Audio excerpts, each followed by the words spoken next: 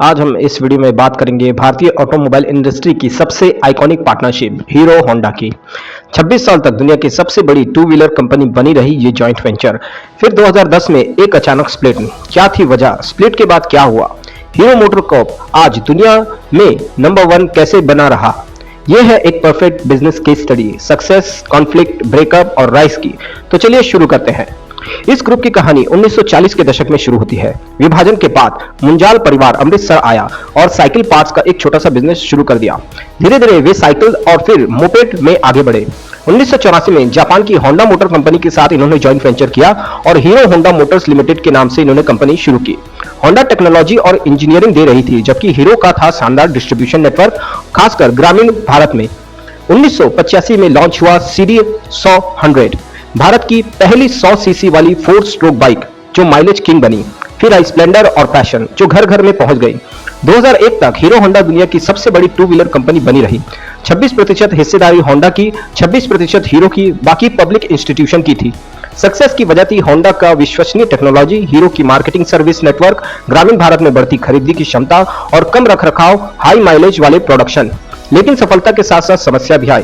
मुख्य कारण थे पहला export registration joint venture agreement के चलते हीरो होंडा सीमित देशों जैसे नेपाल, बांग्लादेश, श्रीलंका में ही एक्सपोर्ट कर सकता था। हीरो का सपना था ग्लोबल प्लेयर बनना, जो होंडा नहीं होने दे रहा था। दूसरी तरफ थी टेक्नोलॉजी ट्रांसफर। होंडा नई टेक्नोलॉजी, खासकर इमिशन नॉर्म्स में पूरी तरह से उसको शेयर नहीं कर रही थी और रॉयल्टी पेमेंट भी ज्यादा ले रही थी। तीसरा था डायरेक्ट कॉम्पिटिशन। होंडा ने 1999 में अपना खुद का सब्सिडी HMSI शुरू किया। स्कूटर में एक्टिवा में डोमिनेंस हासिल कर लिया था और बाद में मोटरसाइकिल में भी एंट्री उन्होंने करने लगे, जो हीरो होंडा के लिए एक थ्रेट था। चौथा, बोर्ड और स्ट्रेटेजिक डिफरेंस। हीरो की इंडिपेंडेंट ग्रोथ चाहिए थी, होंडा को अपना पूरा फोकस HMIS में करना था। 16 दिसंबर 2010 में दोनों ने स्प्लिट का ऐलान कर दिया।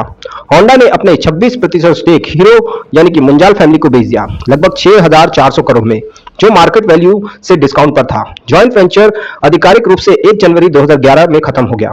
होंडा ने 2014 तक टेक्नोलॉजी सपोर्ट देने का वादा किया, लेकिन हीरो ने सबको गलत साबित कर दिया था। इस पर स्प्लिट के बाद कुछ सालों में ही हीरो मोटर को पुरानी हीरो होंडा के कुल सेल कर भी पार कर गया। लोगों को लग रहा था कि स्प्लिट के बाद होंडा कंपनी का सपोर्ट हटते ही हीरो मोटरकॉर्प जमीन पर आ जाएगा, लेकिन इन्होंने सबको गलत साबित कर दिया।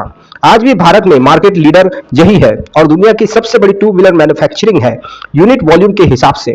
एक्सपोर्ट्स बढ़ाए, प्रीमियम सेगमेंट में एंट्री ली और ईवी में वीडा ब्रांड के जरिए इन्होंने आगे बढ़ा। पवन मुंजाल की लीडरशिप में कंपनी अपनी रिसर्च एंड डेवलपमेंट क्षमता बढ़ाई और पूरी तरह इंडिपेंडेंट हो गए।